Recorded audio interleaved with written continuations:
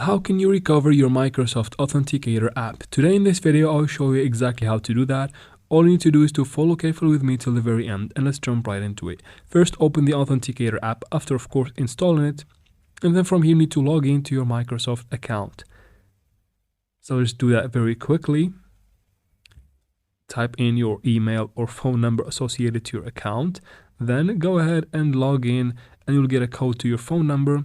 Type it in right here and tap on continue and wait for the account to be added. It won't let me record because, of course, for my security, but I'll show you exactly how can you do that. You'll get this screen right here. All you need to do is to tap on the three dots in the top right corner right here. Once you tap there, you get a little menu that I'm going to show you right here. So it's going to pop up in the top right corner. From here, you need to go to settings. From your settings, you need to enable this cloud backup option right here.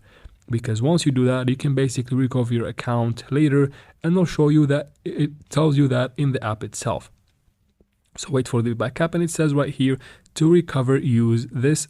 This is my Microsoft email, and that is it for this video, guys. After that, you'll get this option turned on.